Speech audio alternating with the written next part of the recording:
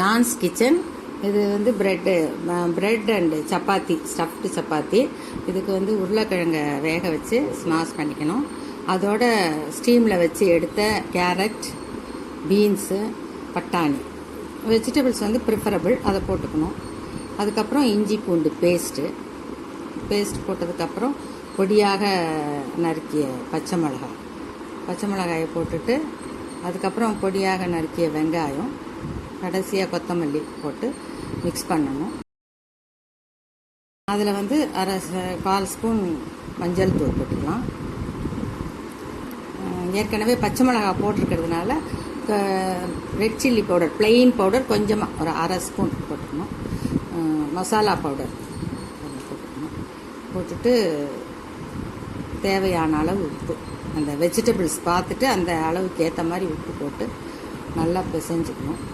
அதுக்கப்புறம் நம்ம சப்பாத்தி மாவு வந்து எப்போயும் ஆஸ் யூஷுவல் எப்படி பிசைகிறோமோ அந்த மாதிரி பிசைந்து வச்சுருக்கோம். அதை வந்து பூரி மாதிரி இடணும். பூரி மாதிரி இட்டு அது நடுவில் இந்த நம்ம மசாலாவை ஸ்டஃப் பண்ணி 4 பக்கமும் அந்த பூரியை நல்லா மூடிடணும். அதுக்கப்புறம் மூடினதுக்கப்புறம் திரும்பவும் திருப்பி போட்டு லேசாக மேல் மாவு போட்டு திரட்டிட்டு அதை வந்து தவாவில் போடணும். போட்டு 2 பக்கமும் நெய்யோ எண்ணெயோ நம்மளோட விருப்பத்துக்கு ஏற்ற மாதிரி போட்டு அதை திருப்பி எடுத்து வச்சா சாஃப்டாக நல்லாயிருக்கும்.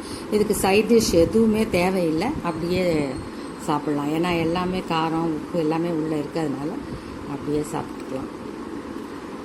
இந்த சப்பாத்தி வந்து ஸ்கூலுக்கு கட்டுறதுக்கும் நல்லாயிருக்கும். நைட்டில் டின்னருக்கும் கொஞ்சம் ஃபில்லிங்காக இருக்க மாதிரி இருக்கும். ரெடி பண்ணிக்கலாம். அடுத்தது வந்து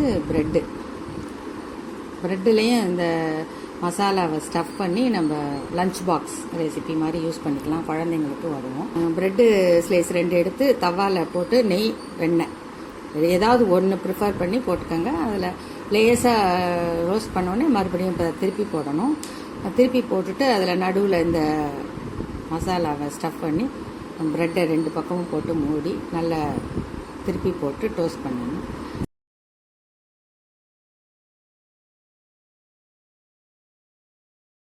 இதுவும் நல்லாயிருக்கும். ஒரே இதில் வந்து மசாலாவில் stuffed chapati plus stuffed bread